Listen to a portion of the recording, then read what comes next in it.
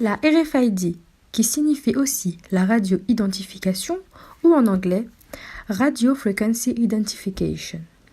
Elle est une méthode pour mémoriser et récupérer des données à distance en utilisant des marqueurs appelés radioétiquettes ou encore tags RFID.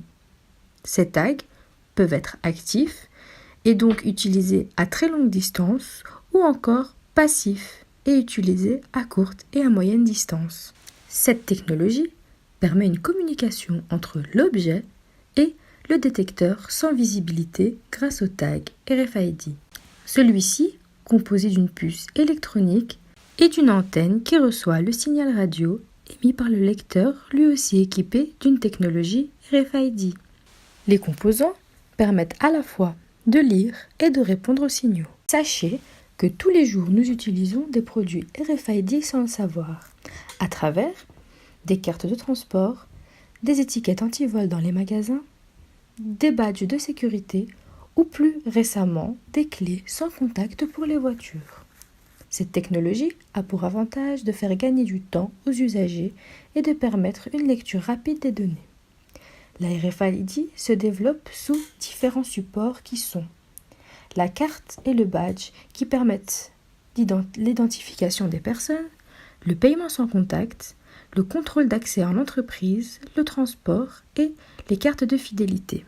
Mais aussi, il y a les étiquettes et stickers qui permettent l'identification des biens, le stockage et l'inventaire, la lutte contre la contrefaçon, la traçabilité des produits et promotion dans les événements. On peut aussi trouver de l'RFID dans les bracelets qui permettent l'identification des personnes, le paiement sans contact et la promotion dans les événements.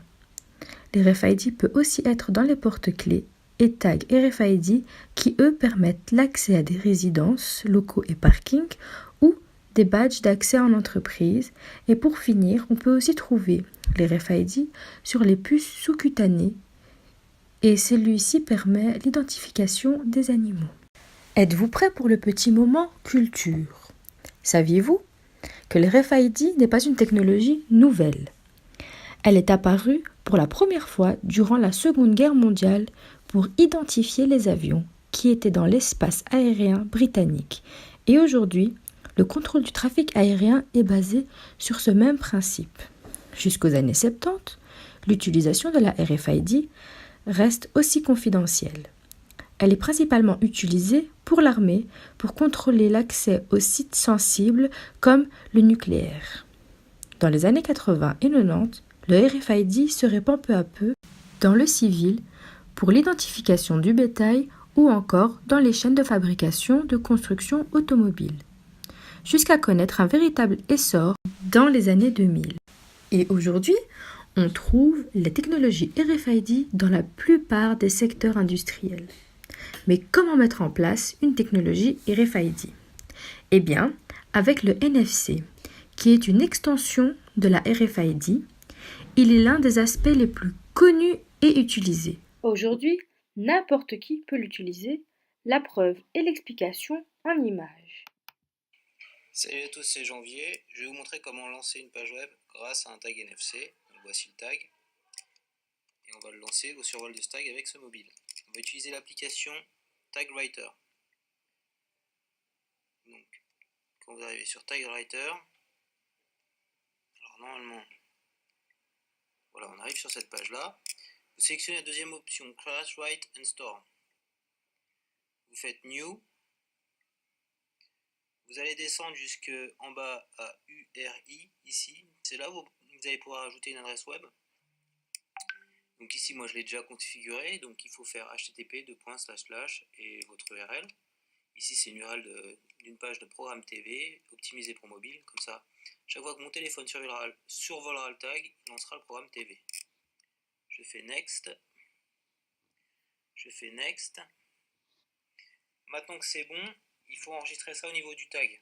Donc pour cela, il faut que vous glissiez votre téléphone au-dessus du tag, comme ceci. Il faut bien le faire.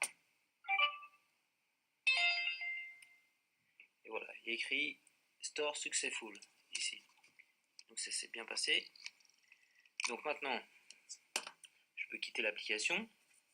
Et à chaque fois que je survolerai ce tag là, ça lancera le programme TV. Démonstration. Alors, je fais démo. Voilà.